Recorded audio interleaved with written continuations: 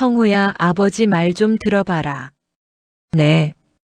집 하나만 있으면 이 늙은 인생이 좀 덜 흔들릴 것 같구나. 늦가을 저녁 6시 반, 윤성우는 회사 편의점에서 삼각김밥 2개를 집어들었다. 하나는 참치마요, 하나는 김치. 언제부턴가 저녁 메뉴를 고민하는 일조차 사치처럼 느껴졌다. 계산대 앞에서 1,000원짜리 지폐 2장을 꺼내려다가 그는 문득 오늘이 월급날이라는 걸 떠올렸다. 하지만 통장을 열어볼 생각은 들지 않았다. 어차피 들어온 만큼 나갈 돈이 정해져 있었고 남는 건 없을 것이기 때문이었다. 집으로 가는 지하철 안은 피곤한 얼굴들로 가득했다. 성우는 구석 자리에 몸을 기대고 눈을 감았다. 차창 너머로 스쳐 지나가는 불빛들이 눈꺼풀 사이로 흐릿하게 번졌다. 이어폰에서는 누군가의 담담한 목소리가 흘러나왔지만 그는 가사를 듣고 있지 않았다. 그저 소음을 가리기 위한 또 다른 소음일 뿐이었다. 역에서 내려 집까지는 도보로 15분 거리였다. 골목길은 어둡고 좁았으며 가로등 몇 개는 깜빡이거나 아예 꺼져 있었다. 성우는 익숙한 걸음으로 길을 걸으며 오늘 하루를 떠올렸다. 상사에게 혼났던 일, 점심시간에 동료가 던진 무심한 농담, 오후 3시쯤 화장실 거울 앞에서 본 자신의 표정. 모든 게 흐릿했다. 특별히 나쁜 하루도 아니었지만 특별히 좋은 하루도 아니었다. 그저 하루가 지나갔을 뿐이었다. 현관문을 열자 익숙한 냄새가 코를 찔렀다. 오래된 장판과 습기, 그리고 어디선가 은은하게 풍기는 된장찌개 냄새. 성우는 신발을 벗으며 안을 살폈다. 거실 불은 꺼져 있었고 부엌에서만 희미한 불빛이 새어나왔다. 아버지 윤재만은 작은 식탁 앞에 앉아 있었다. 그의 앞에는 소주잔 하나와 반쯤 비워진 소주병이 놓여 있었다. 반찬은 김치 한 접시뿐이었다. 왔니? 재만은 고개를 들어 아들을 바라보았다. 그의 눈은 약간 풀려 있었지만 완전히 취한 것 같지는 않았다. 성우는 짧게 대답하고 부엌으로 향했다. 냉장고를 열자 안은 텅 비어 있었다. 물통 하나, 김치통 하나, 그리고 유통기한이 지난 두부 한 모. 그는 편의점 봉투에서 삼각김밥을 꺼내 전자레인지에 돌렸다. 성우야. 뒤에서 아버지의 목소리가 들렸다. 성우는 전자레인지 돌아가는 소리를 들으며 대답하지 않았다. 재만은 잠시 말을 멈췄다가 조금 더 낮은 목소리로 다시 불렀다. 아버지 말 좀 들어봐라. 성우는 천천히 몸을 돌렸다. 재만은 소주잔을 만지작거리며 시선을 내리깔고 있었다. 그의 손은 미세하게 떨리고 있었다. 성우는 냉장고 문을 닫고 식탁 앞으로 다가갔다. 의자를 빼내 앉으며 그는 아버지의 얼굴을 마주 보았다. 재만의 이마에는 깊은 주름이 파여 있었고 눈가는 처져 있었다. 언제부턴가 아버지는 늙어 보이기 시작했다. 집 하나만 있으면 이 늙은 인생이 좀 덜 흔들릴 것 같구나. 그 말이 떨어지자 성우의 손이 멈췄다. 전자레인지는 여전히 돌아가고 있었고 김밥이 데워지는 냄새가 부엌을 채웠다. 하지만 성우는 그 냄새를 맡고 있지 않았다. 그는 아버지의 말을 곱씹으며 무슨 뜻인지 정확히 이해하려 애썼다. 집 하나.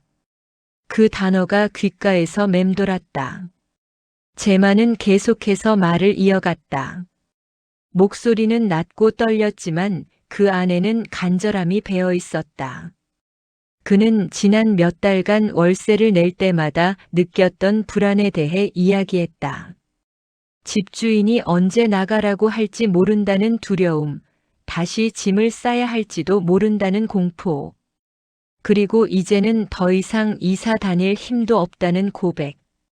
성호는 묵묵히 듣고 있었다.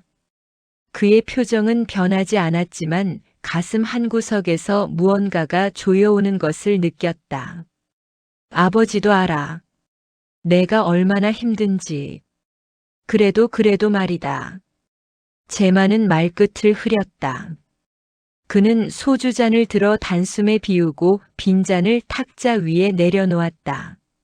성우는 여전히 아무 말도 하지 않았다. 그저 아버지의 손이 잔을 쥐었다 놓았다 하는 모습을 지켜볼 뿐이었다. 전자레인지가 끝났음을 알리는 소리가 울렸지만 아무도 움직이지 않았다. 성우는 천천히 입을 열었다. 집이요? 그의 목소리는 평소보다 더 건조했다. 제만은 고개를 끄덕였다. 작은 거라도 괜찮아. 월세 말고 전세라도. 아니면 그는 말을 멈추고 성우의 얼굴을 살폈다. 매매라도. 그 단어가 떨어지자 방 안의 공기가 무거워졌다. 성우는 깊게 숨을 들이쉬었다. 그는 자신의 통장 잔고를 떠올렸다. 이번 달 월급에서 공과금을 내고 대출 이자를 갚고 교통비와 식비를 빼고 나면 남는 건 고작 10만 원 남짓이었다. 저축은커녕 당장 내일 먹을 밥을 걱정해야 하는 형편이었다. 집을 산다는 건 그에게는 다른 세상 이야기처럼 들렸다. 아버지, 저한테 돈이 어디 있어요? 성우의 말은 차갑지 않았지만 단호했다. 제만은 고개를 저으며 손을 내저었다. 아니야, 내 돈으로 하라는 게 아니야. 아버지가 아버지 명의로는 대출이 안 나와서 그래. 신용이 바닥이라. 그 말에 성우는 미간을 찌푸렸다. 아버지의 신용이 어떻게 무너졌는지는 굳이 물어보지 않아도 알고 있었다. 사업 실패, 보증, 그리고 이혼. 그 모든 과정에서 제만은 조금씩 무너져갔고 이제는 기초연금으로 겨우 하루하루를 버티고 있었다. 그러니까 제 이름으로 사라는 거예요? 성우의 목소리에는 믿을 수 없다는 감정이 섞여 있었다. 제만은 눈을 들어 아들을 바라보았다. 그의 눈빛에는 미안함과 간절함이 뒤섞여 있었다. 성우야, 아버지가 평생 너한테 해준 게 없다는 거 안다. 그래도 이것만은 부탁한다. 성우는 입술을 깨물었다. 그는 고개를 돌려 창밖을 바라보았다. 어둠 속에서 희미하게 보이는 골목길, 그리고 그 너머의 도시. 모든 게 멀게만 느껴졌다.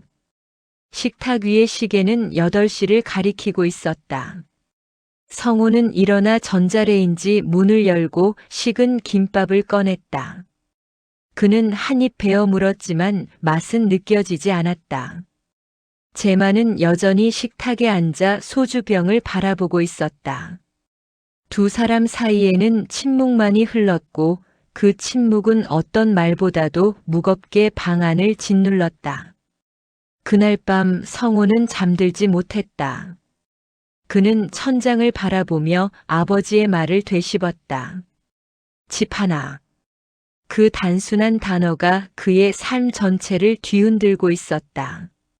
그는 자신이 지금까지 살아온 방식을 떠올렸다. 최소한으로 살기, 기대하지 않기, 책임지지 않기. 그런데 이제 아버지는 그에게 책임을 떠안으라고 하고 있었다. 성우는 눈을 감았다. 하지만 잠은 오지 않았고 새벽은 천천히 다가오고 있었다. 부동산 중개사무소의 문을 열자 낡은 종소리가 울렸다. 성우는 먼저 들어서며 주변을 둘러보았다. 좁은 사무실 안에는 책상 2개와 낡은 소파, 그리고 벽면을 가득 채운 매물 사진들이 붙어 있었다. 제만은 아들의 뒤를 따라 조심스럽게 들어왔다. 그는 며칠 전부터 성우를 졸랐고 결국 성호는 고개를 끄덕였다. 한 번만 보러 가요. 그 말에 재만의 얼굴은 환해졌다. 중개인은 50대 중반쯤 되어 보이는 남자였다. 그는 성호와 재만을 보더니 익숙한 미소를 지으며 자리를 권했다. 어서 오세요. 무슨 매물 찾으세요? 재만이 입을 열려 하자 성호가 먼저 말했다. 작은 빌라나 다세대 주택이요. 저희가 낼 수 있는 금액은. 그는 잠시 말을 멈추고 아버지를 쳐다보았다. 재만은 고개를 숙인 채 아무 말도 하지 못했다. 중개인은 몇 가지 매물을 보여주었다. 모두 오래된 건물들이었고 가격은 성호가 상상했던 것보다 낮았다. 하지만 여전히 그에게는 너무나 큰 금액이었다. 대출은 어느 정도 가능하세요? 중개인의 질문에 성호는 말을 잃었다. 재만이 조심스럽게 끼어들었다. 아버지 명의로는 안 되고요. 아들 명의로 해야 합니다. 중개인은 고개를 끄덕이며 성호를 바라보았다. 직장 다니세요? 성호는 짧게 대답했다. 계약직이요. 중개인의 표정이 미묘하게 변했다. 그는 컴퓨터를 몇 번 클릭하며 무언가를 계산했다. 계약직이면 대출 한도가 좀 낮을 수 있는데 그래도 한번 알아보시죠. 성호는 아무 말도 하지 않았다. 재만은 옆에서 안절부절 못하며 중개인의 손끝을 바라보았다. 몇 분 후 중개인은 종이 한 장을 건네며 말했다. 이 정도면 가능할 것 같습니다. 보증금 조금 넣으시고 나머지는 대출로. 성호는 종이를 받아들었다. 숫자들이 빼곡하게 적혀 있었다. 매매가 대출 금액, 이자율, 월 상환액. 그는 마지막 줄을 보았다. 매달 나가야 할 돈은 지금 내고 있는 월세보다 많았다. 그는 종이를 내려놓으며 말했다. 이거 감당할 수 있을까요? 중개인은 어깨를 으쓱했다. 그건 제가 판단할 문제는 아니고요. 본인이 결정하셔야죠. 재만은 성호의 팔을 잡았다. 성호야, 괜찮아. 아버지가 도와줄게. 폐지라도 주어서 성호는 아버지의 손을 뿌리쳤다. 그의 목소리는 낮았지만 단단했다. 아버지, 그런 식으로 되는 게 아니에요. 재만은 입을 다물었다. 사무실 안은 잠시 조용해졌다. 중개인은 애써 시선을 돌리며 서류를 정리했다. 결국 성호는 매물을 보러 가기로 했다. 중개인은 차 키를 들고 일어서며 두 사람을 이끌었다. 차는 10분쯤 달려 한적한 주택가에 멈췄다. 건물은 생각보다 낡았고 외벽은 곳곳이 금이 가 있었다. 계단을 올라가자 삐걱거리는 소리가 났다. 중개인은 2층 끝방 문을 열었다. 여기입니다. 방 안은 좁았다. 작은 거실과 방 하나 그리고 부엌과 화장실. 벽지는 누렇게 변색되어 있었고 바닥은 오래되어 삐걱거렸다. 하지만 재만의 눈은 빛났다. 그는 방 안을 천천히 둘러보며 중얼거렸다. 여기면 되겠어. 충분해. 성호는 창문 쪽으로 걸어가 밖을 내다보았다. 좁은 골목길과 낡은 건물들이 보였다. 멀리서 아이들의 웃음소리가 들렸다. 중개인은 두 사람을 기다리며 문 앞에 서 있었다. 재만은 성호에게 다가가 속삭였다. 성호야, 이 집 하자. 성호는 아버지를 돌아보았다. 재만의 얼굴에는 간절함이 가득했다. 그는 마치 구명줄을 잡은 사람처럼 아들을 바라보고 있었다. 성호는 한숨을 내쉬었다. 생각 좀 해볼게요. 며칠 후 성호는 은행을 찾았다. 대출 상담사는 친절하게 설명했지만 성호는 절반도 이해하지 못했다. 원리금균 등상환, 거치식, 변동금리, 고정금리. 모든 단어가 낯설었다. 상담사는 서류를 건네며 말했다. 신용 상태는 나쁘지 않으세요. 계약직이라는 게 좀 걸리긴 하지만 대출은 나올 겁니다.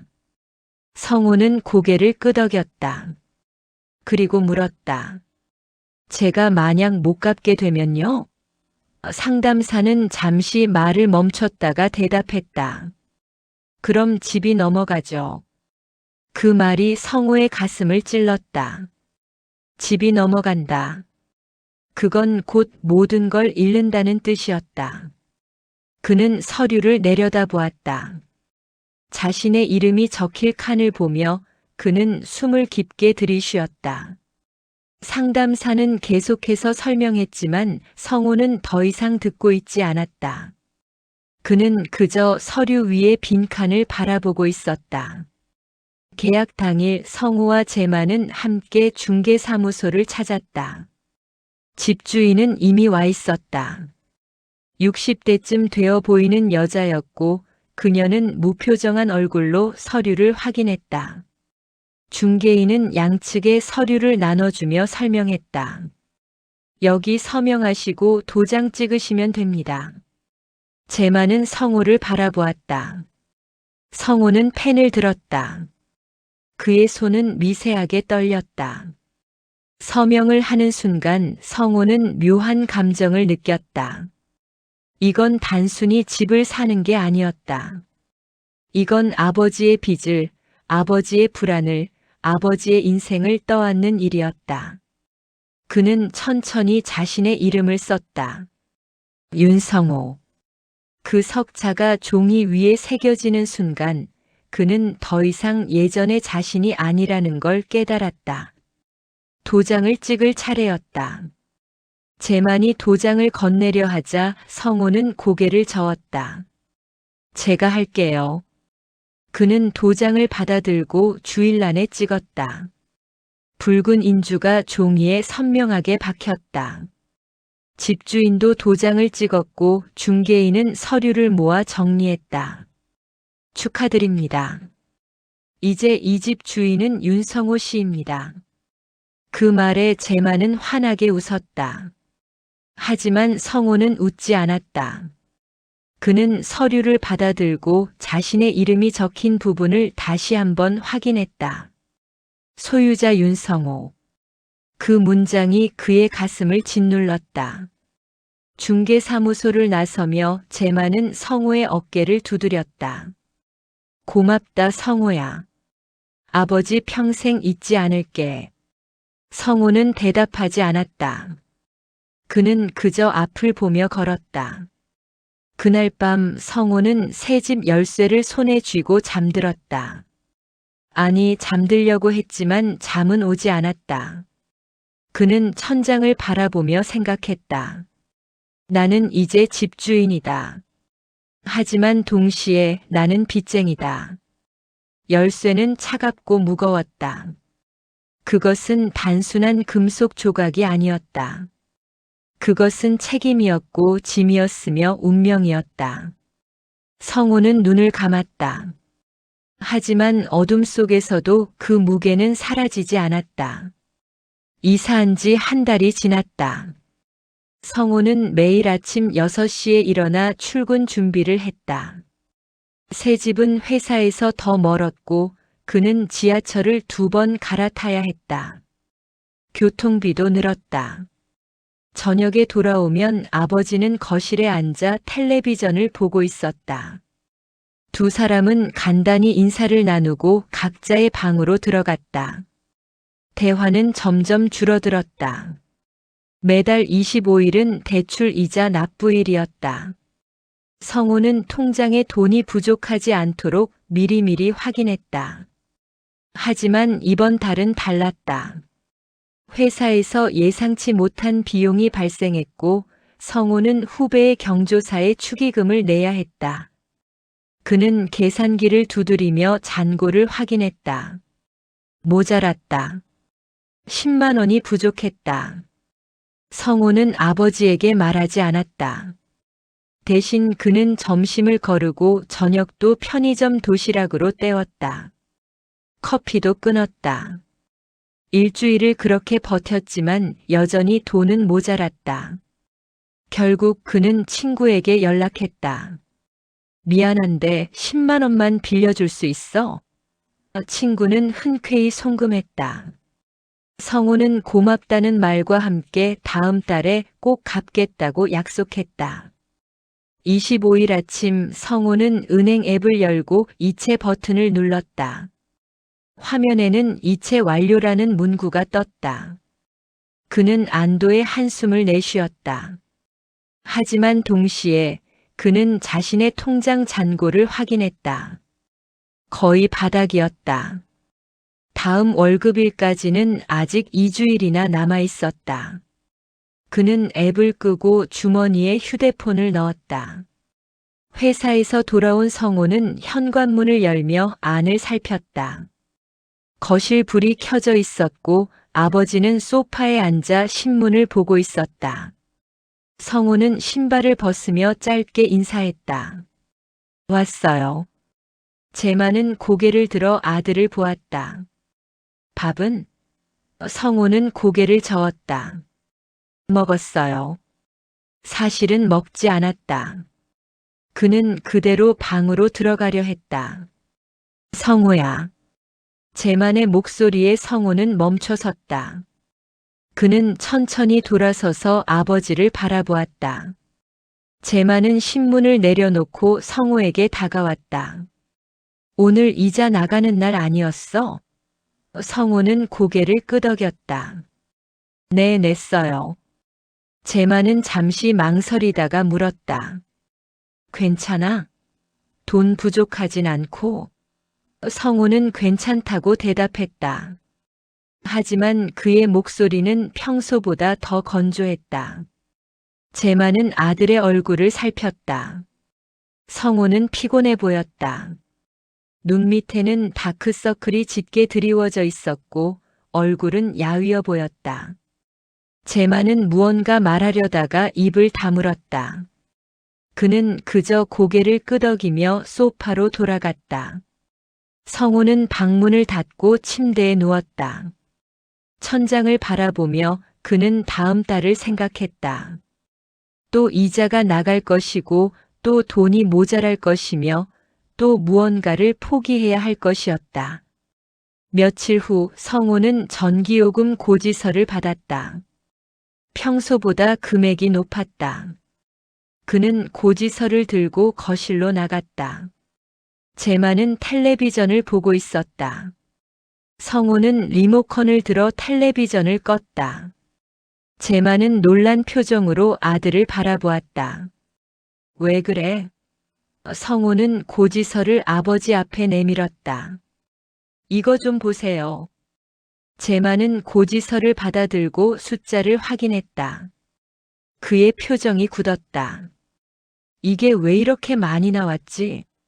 성호는 팔짱을 끼며 말했다. 에어컨 틀었죠? 제마는 고개를 저었다. 아니, 난 안 틀었는데. 성호는 방을 가리켰다. 거짓말하지 마세요. 제가 봤어요. 제마는 말을 잃었다. 그는 고지서를 내려놓으며 변명했다. 더워서 잠깐만. 잠깐이 아니잖아요. 성우의 목소리는 차가웠다. 제마는 고개를 숙였다. 미안하다. 성우는 한숨을 내쉬며 고지서를 집어들었다. 앞으로는 함부로 쓰지 마세요. 전기요금도 제가 내는 거예요. 제마는 대답하지 않았다. 성우는 그대로 방으로 들어가 문을 닫았다. 거실에는 침묵만이 남았다. 그날 이후로 두 사람 사이에는 보이지 않는 벽이 생겼다. 성우는 아버지와 눈을 마주치지 않으려 했고 제마는 아들 앞에서 조심스러워졌다. 저녁을 함께 먹는 일도 줄어들었다. 성우는 늦게 들어오거나 일찍 방으로 들어갔다. 제마는 혼자 식사를 하며 텔레비전 소리로 정막을 채웠다. 어느 날 밤 성호는 우연히 화장실에서 나오다가 거실을 지나쳤다. 제만은 소파에 앉아 고지서를 들여다보고 있었다. 그는 돋보기를 쓰고 숫자를 하나하나 확인하고 있었다. 성호는 잠시 멈춰 서서 아버지를 바라보았다. 제만의 어깨는 구부정했고 등은 둥글게 굽어 있었다. 그는 마치 모든 것이 자신의 잘못인 것처럼 보였다. 성호는 아무 말도 하지 않고 방으로 돌아갔다. 하지만 잠은 오지 않았다. 그는 이불을 뒤집어 쓰고 아버지의 뒷모습을 떠올렸다. 그리고 자신이 던진 차가운 말들을 떠올렸다. 가슴 한구석이 무거워졌다. 하지만 그는 그 감정을 애써 무시했다. 내가 뭘 잘못했어. 사실을 말한 것뿐인데. 그렇게 스스로를 설득하며 성호는 눈을 감았다. 하지만 무거움은 사라지지 않았다. 4월의 어느 저녁 성호는 평소보다 일찍 집에 돌아왔다. 회사에서 급한 일이 취소되었고 그는 오랜만에 6시 전에 퇴근할 수 있었다. 현관문을 열자 거실에서 텔레비전 소리가 들렸다. 제만은 소파에 앉아 뉴스를 보고 있었다. 성호는 신발을 벗으며 짧게 인사했다. 제만은 고개를 돌려 아들을 보았다. 일찍 왔네. 성호는 고개를 끄덕이고 부엌으로 향했다. 냉장고를 열자 안은 여전히 텅 비어 있었다. 물통 하나, 김치통 하나, 그리고 계란 몇 개. 성호는 한숨을 내쉬며 냉장고 문을 닫았다. 그는 부엌 서랍을 열어 라면을 꺼냈다. 물을 끓이며 그는 거실을 힐끗 쳐다보았다. 아버지는 여전히 텔레비전을 보고 있었다. 화면은 밝았고 소리는 컸다. 라면이 끓는 동안 성호는 우편함에서 가져온 고지서를 확인했다. 전기요금, 수도요금, 관리비. 그는 하나하나 금액을 확인하며 계산기를 두드렸다. 합계는 예상보다 높았다. 특히 전기요금이 문제였다. 지난달보다 또 올랐다. 성호는 고지서를 테이블에 내려놓고 거실을 바라보았다. 아버지. 제만은 텔레비전에서 눈을 떼지 않고 대답했다. 응. 성호는 고지서를 들고 거실로 걸어갔다. 그는 아버지 앞에 고지서를 내밀었다. 이거 보세요. 제만은 고지서를 받아들고 숫자를 확인했다. 그의 눈썹이 살짝 찌푸려졌다. 왜 이렇게 많이 나왔어? 성호는 텔레비전을 가리켰다. 저것 때문이에요. 제만은 텔레비전을 돌아보았다. 화면에서는 드라마가 흘러나오고 있었다. 텔레비전? 성호는 고개를 끄덕였다. 하루 종일 켜놓잖아요. 제만은 고개를 저었다. 아니야, 나 보고 싶을 때만 켜. 성호는 냉소를 띤 표정으로 말했다. 제가 출근할 때도 켜져 있고 들어올 때도 켜져 있던데요. 제만은 말문이 막혔다. 그는 고지서를 내려놓으며 변명했다. 그래도 뭐 나이 먹으면 할 게 없잖아. 성호는 한숨을 내쉬었다. 그럼 책을 보시든지 산책을 하시든지 하세요. 왜 하필 전기를 낭비해요? 제만의 얼굴이 굳었다. 낭비. 텔레비전 보는 게 낭비야? 성호는 대답 대신 고지서를 가리켰다. 숫자가 말해주잖아요. 제만은 자리에서 일어났다. 그의 목소리는 떨렸지만 단호했다. 성호야, 아버지가 전기 좀 쓴다고 그렇게까지 말할 거야? 성호는 물러서지 않았다. 좀이 아니잖아요. 매달 오르고 있어요. 제만은 입술을 깨물었다. 그래, 아버지가 잘못했어. 그럼 이제부터 안 볼게. 만족해? 성호는 고개를 돌렸다. 그는 부엌으로 돌아가려다가 멈춰섰다. 그리고 돌아서서 말했다. 아버지는 늘 나중이었잖아요. 그 말에 제만은 얼어붙었다. 뭐? 성우는 계속해서 말했다. 제가 어렸을 때도 그랬어요. 약속도 안 지키고 집에도 안 들어오고 엄마 아플 때도 안 계셨잖아요. 제만의 얼굴이 창백해졌다. 그는 입을 열려 했지만 말이 나오지 않았다. 성우는 멈추지 않았다. 그러다 이혼하고 사업 망하고 이제 와서 저한테 집을 사라고 하셨죠. 그것도 제 이름으로. 제만은 고개를 숙였다. 성우는 목소리를 높였다. 아버지, 전 아버지 인생까지 책임질 수 없어요. 그 말이 떨어지자 방 안은 조용해졌다. 텔레비전에서만 소리가 흘러나왔다. 제만은 한참 동안 아무 말도 하지 못했다. 그는 그저 고개를 숙인 채 서 있었다. 성우는 아버지를 바라보다가 돌아서서 방으로 들어갔다. 문이 닫히는 소리가 울렸다. 제만은 소파에 주저앉았다. 그는 두 손으로 얼굴을 감쌌다.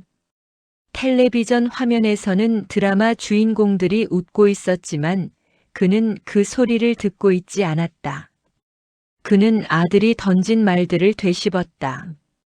늘 나중이었잖아요. 그 말이 가슴을 찔렀다.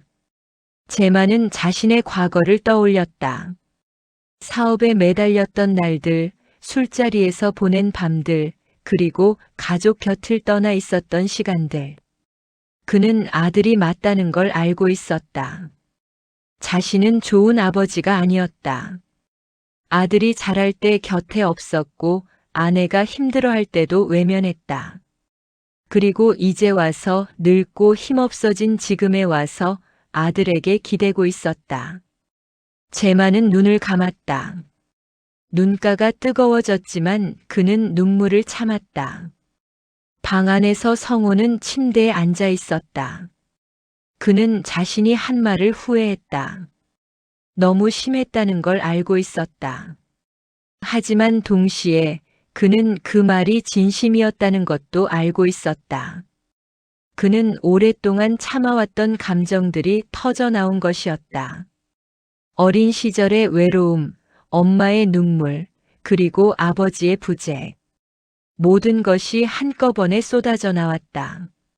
성우는 창밖을 바라보았다. 밤은 깊어가고 있었고 골목길은 고요했다. 그는 휴대폰을 들어 친구에게 메시지를 보냈다. 나 좀 힘들다. 하지만 답장은 오지 않았다. 그는 휴대폰을 내려놓고 침대에 누웠다. 천장을 바라보며 그는 아버지를 생각했다. 지금쯤 아버지는 무엇을 하고 있을까? 성우는 눈을 감았다. 하지만 죄책감은 사라지지 않았다. 거실에서 제만은 텔레비전을 껐다. 방 안은 어둠에 잠겼다. 그는 천천히 자리에서 일어나 자신의 방으로 향했다. 문을 닫고 침대에 누워 그는 천장을 바라보았다. 오늘 밤 두 사람은 같은 집 안에 있었지만 그 어느 때보다도 멀리 떨어져 있었다. 며칠이 지났지만 두 사람은 서로에게 말을 걸지 않았다. 성우는 아침 일찍 나가고 밤늦게 들어왔다. 제만은 아들이 출근한 뒤에야 방에서 나와 거실을 서성였다.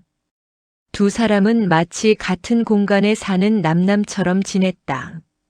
냉장고 안에 반찬은 줄어들지 않았고 거실 소파에는 먼지가 쌓여갔다. 어느 새벽 성우는 화장실에 가려고 일어났다. 복도를 지나다가 그는 현관문이 열리는 소리를 들었다. 그는 멈춰 서서 귀를 기울였다. 누군가 조심스럽게 문을 여는 소리, 그리고 발걸음 소리. 성우는 거실 쪽으로 고개를 내밀었다. 어둠 속에서 한 사람의 실루엣이 보였다. 아버지였다.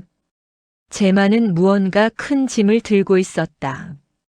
성우는 숨을 죽이고 지켜보았다.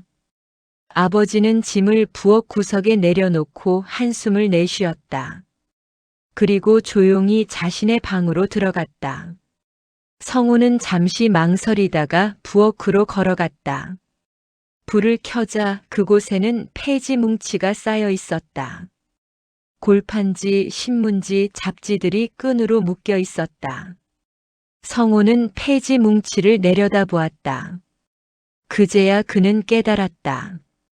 아버지가 새벽마다 나가는 이유를. 그는 폐지를 주워 모으고 있었던 것이었다. 성우는 무릎을 꿇고 앉아 폐지를 만져보았다. 종이는 축축했고 끈은 거칠었다. 그는 가슴이 먹먹해지는 것을 느꼈다. 다음 날 새벽 성우는 일찍 일어나 거실에서 기다렸다. 5시쯤 제만은 방에서 나왔다. 그는 성우를 보고 놀란 표정을 지었다. 왜 앉아? 성우는 대답 대신 물었다. 어디 가세요? 제만은 잠시 망설이다가 대답했다. 산책. 성우는 고개를 저었다.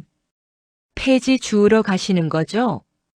제만의 얼굴이 굳었다. 그는 아무 말도 하지 않고 신발을 신으려 했다. 성우는 일어서서 아버지를 막아섰다. 왜 말 안 하셨어요? 제만은 고개를 숙였다. 말해봤자 뭐 하겠어. 내가 더 부담스러워 할 텐데. 성우는 할 말을 잃었다. 제만은 계속해서 말했다. 이자라도 조금 보태고 싶어서 그래. 아버지가 할 수 있는 게 이것밖에 없어. 성우는 아버지의 손을 바라보았다. 손은 거칠었고 손톱 사이에는 때가 끼어 있었다. 그는 그제야 깨달았다. 아버지도 나름대로 애쓰고 있었다는 것을. 집을 지키고 싶었던 건 단순히 편하게 살고 싶어서가 아니었다. 그건 아버지에게 마지막 남은 존엄이었고 아들에게 보여줄 수 있는 유일한 책임감이었다. 아버지, 그만하세요. 성우의 목소리는 떨렸다. 제만은 고개를 들어 아들을 바라보았다. 왜? 성우는 한숨을 내쉬며 말했다. 폐지 주워서 얼마나 되겠어요? 그냥 집에 계세요. 제만은 고개를 저었다. 아니야, 아버지가 할 수 있는 일이야. 성우는 더 이상 말하지 않았다. 그는 그저 아버지를 바라보았다. 제만은 결국 나갔다. 성우는 창가에 서서 아버지의 뒷모습을 지켜보았다. 구부정한 등 느린 걸음. 아버지는 골목 끝으로 사라졌다. 성우는 창문을 닫고 소파에 앉았다. 그는 자신이 아버지에게 했던 말들을 떠올렸다. 늘 나중이었잖아요. 그 말이 이제는 자신을 찌르는 것처럼 느껴졌다. 그날 저녁 성우는 일찍 퇴근했다. 그는 마트에 들러 장을 봤다. 고기, 야채, 과일. 평소보다 많은 양을 샀다. 집에 도착했을 때 아버지는 아직 돌아오지 않았다. 성우는 부엌에서 저녁을 준비했다. 오랜만에 요리를 하는 일이었다. 그는 서툴렀지만 정성을 다했다. 제만이 돌아왔을 때 식탁에는 음식이 차려져 있었다. 그는 놀란 표정으로 성우를 바라보았다. 이게 뭐야? 성우는 짧게 대답했다. 밥이요. 같이 먹어요. 제만은 잠시 망설이다가 자리에 앉았다. 두 사람은 마주보고 앉아 밥을 먹었다. 대화는 없었지만 침묵은 더 이상 무겁지 않았다. 식사를 마치고 성우는 설거지를 했다. 제만은 거실에서 텔레비전을 켜려다가 멈췄다. 그는 리모컨을 내려놓고 그저 창밖을 바라보았다. 성우는 설거지를 끝내고 거실로 나왔다. 그는 아버지 옆에 앉았다. 두 사람은 나란히 앉아 어둠이 내리는 골목길을 바라보았다. 아버지. 성우가 먼저 입을 열었다. 제만은 고개를 돌려 아들을 보았다. 성우는 천천히 말을 이었다. 제가 좀 심했어요. 그날. 제만은 고개를 저었다. 아니야, 내 말이 맞아. 성우는 입술을 깨물었다. 아니에요. 저도 힘들어서 그랬어요. 제만은 아들의 어깨에 손을 얹었다. 성우야, 미안하다. 아버지가 너한테 너무 많은 걸 바랐어. 성우는 고개를 저었다. 아니에요. 제가 좀 더 이해했어야 했는데. 두 사람은 서로를 바라보았다. 그리고 처음으로 진심으로 서로를 이해했다. 그날 밤 성우는 자신의 방에서 생각에 잠겼다. 그는 깨달았다. 도망치는 것이 답이 아니라는 것을. 이 상황을 정리하고 정면으로 마주해야 한다는 것을. 그는 노트를 꺼내 계획을 적기 시작했다. 대출 상환 계획, 생활비 절감 방법, 그리고 아버지와의 관계 재정립. 하나씩 적어 내려가며 성우는 처음으로 희망을 느꼈다. 일요일 아침 성우는 일찍 일어나 커피를 내렸다. 그는 식탁에 앉아 며칠 전부터 준비해온 노트를 펼쳤다. 페이지마다 숫자와 계획들이 빼곡히 적혀 있었다. 그는 한 모금 커피를 마시며 노트를 다시 한번 확인했다. 오늘은 아버지와 진지하게 이야기를 나눌 작정이었다. 제만은 9시쯤 방에서 나왔다. 그는 거실을 지나 부엌으로 향하다가 식탁에 앉아있는 아들을 발견했다. 일찍 일어났네. 성우는 고개를 끄덕이며 맞은편 의자를 가리켰다. 앉으세요. 할 얘기가 있어요. 제만은 조금 긴장한 표정으로 자리에 앉았다. 성우는 노트를 아버지 쪽으로 밀었다. 이거 좀 보세요. 제만은 노트를 받아들고 내용을 훑었다. 대출금, 이자, 생활비, 그리고 향후 10년 동안의 상환 계획이 적혀 있었다. 제만의 표정이 점점 어두워졌다. 이게 다 뭐야? 성우는 차분하게 설명했다. 앞으로 우리가 어떻게 살아야 할지 정리한 거예요. 제만은 노트를 내려놓고 아들을 바라보았다. 성우는 계속해서 말했다. 솔직히 말씀드릴게요. 이 집, 제 능력으로는 벅차요. 이자만 해도 매달 빠듯하고 원금 상환은 엄두도 못 내요. 제만은 고개를 숙였다. 미안하다. 성우는 손을 내저었다. 미안하다고 해결될 문제가 아니에요. 우리 현실적으로 대화해야 해요. 제만은 천천히 고개를 들었다. 그럼 어쩌자는 거야? 성우는 깊게 숨을 들이쉬고 말했다. 경계를 세워야 해요. 이 집은 함께 살지만 제 인생까지 드릴 수는 없어요.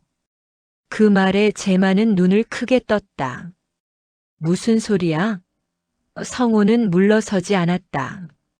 아버지는 제 부양 대상이 아니에요. 저도 제 삶이 있고 제 미래가 있어요. 제만은 말문이 막혔다. 그는 뭐라 반박하고 싶었지만 말이 나오지 않았다. 성우는 계속해서 설명했다. 이 집 이자는 제가 낼게요. 하지만 생활비는 각자 부담해요. 식비, 공과금 모든 걸 반반씩 나눠요. 제만은 고개를 저었다. 아버지 연금으로 어떻게 성우는 단호하게 말했다. 그럼 아르바이트를 하시든지 다른 방법을 찾으세요. 저도 더 이상 혼자 감당할 수 없어요. 제만의 얼굴은 창백해졌다. 그는 자리에서 일어나려 했지만 성우가 먼저 말했다. 앉으세요. 아직 다 끝난 게 아니에요. 제만은 다시 앉았다. 성우는 노트의 다른 페이지를 펼쳤다. 그리고 앞으로 저한테 돈 빌려달라고 하지 마세요. 절대로 안 빌려줄 거예요. 제만은 입술을 깨물었다. 성호야. 아버지. 성호의 목소리는 떨렸지만 확고했다. 저 이제 제 인생 살고 싶어요. 결혼도 하고 싶고 아이도 낳고 싶어요. 근데 이렇게 살면 평생 아무것도 못해요. 제만은 고개를 숙였다.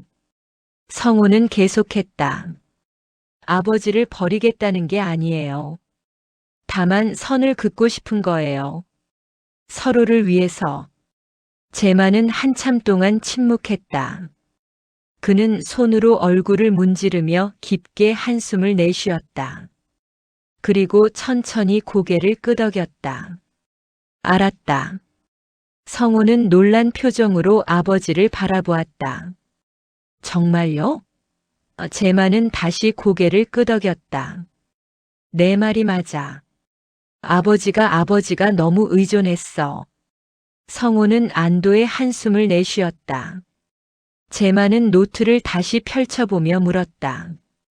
그럼 이제부터 어떻게 하면 돼? 성호는 설명했다.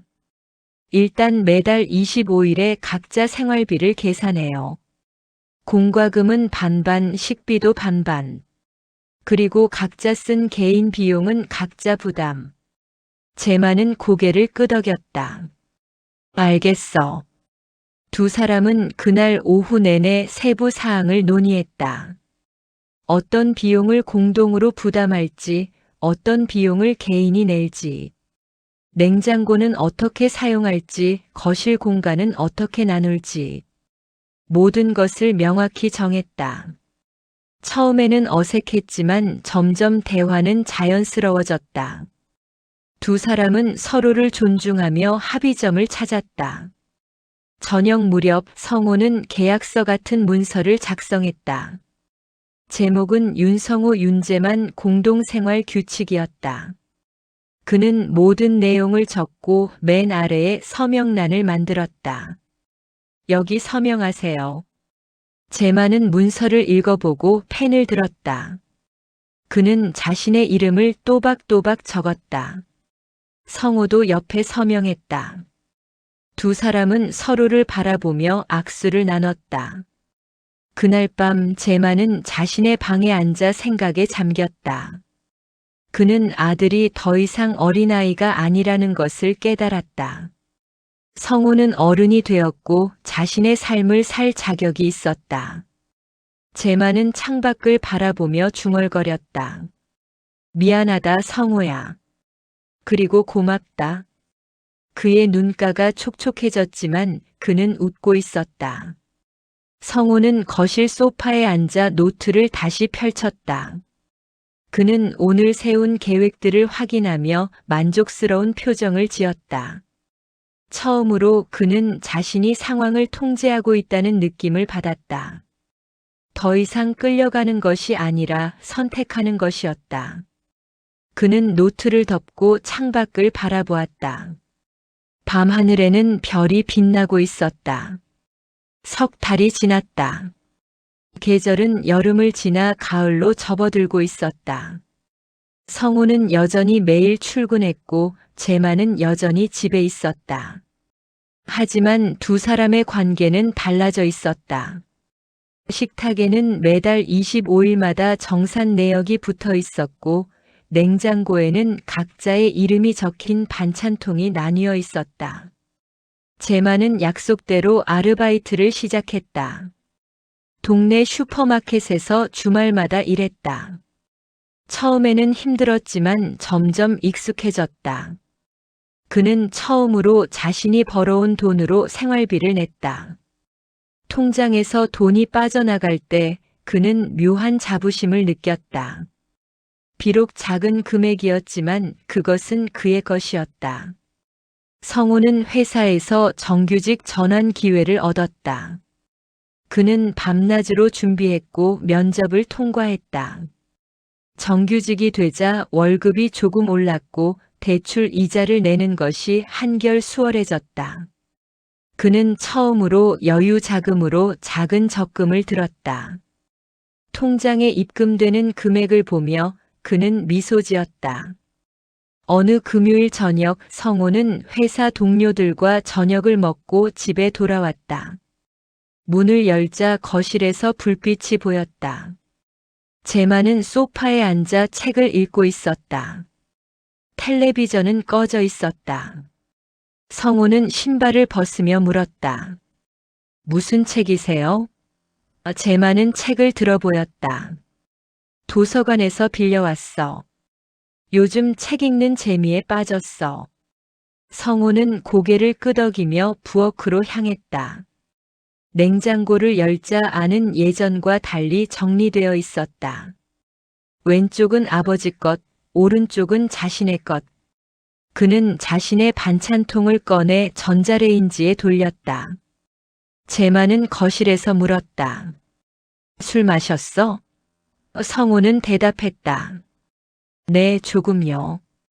제마는 고개를 끄덕이고 다시 책으로 시선을 돌렸다. 며칠 후 성호는 오랜만에 친구를 만났다. 친구는 성호의 얼굴을 보더니 말했다. 너 표정 밝아졌다. 성호는 웃으며 대답했다. 그래? 친구는 고개를 끄덕였다. 응, 예전보다 훨씬 나아 보여. 성호는 커피잔을 들며 생각했다. 실제로 그는 요즘 마음이 한결 가벼워진 것을 느끼고 있었다. 집으로 돌아가는 길에 성호는 슈퍼마켓에 들렀다. 그곳에서 그는 아버지를 발견했다. 제마는 계산대에서 손님을 응대하고 있었다. 성호는 멀리서 그 모습을 지켜보았다. 아버지는 진지한 표정으로 일하고 있었고 손님은 만족스러운 얼굴로 물건을 받아갔다. 성호는 슈퍼를 나와 집으로 향했다. 아버지가 일하는 모습을 보니 그는 왠지 뿌듯했다. 그날 밤 두 사람은 각자의 방에서 시간을 보냈다. 성호는 노트북으로 영화를 보고 있었고 제마는 라디오를 들으며 신문을 읽고 있었다. 집 안은 조용했지만 평화로웠다. 각자의 공간에서 각자의 시간을 보내며 두 사람은 서로를 존중하고 있었다. 다음 날 아침 성호는 부엌에서 아버지와 마주쳤다. 제마는 커피를 내리고 있었고 성호는 토스트를 굽고 있었다. 두 사람은 잠시 눈을 마주쳤다. 제만이 먼저 말을 걸었다. 어제 슈퍼에서 봤지? 성우는 놀라며 고개를 끄덕였다. 네, 일하시는 거 봤어요. 제만은 웃으며 말했다. 창피하지 않았어? 성우는 고개를 저었다. 아니요. 오히려 멋있어 보였어요. 제만의 얼굴이 환해졌다. 그래? 성우는 토스트를 접시에 담으며 말했다. 네. 일하는 사람이 제일 멋있어요. 제만은 커피잔을 들며 중얼거렸다. 고맙다, 성우야.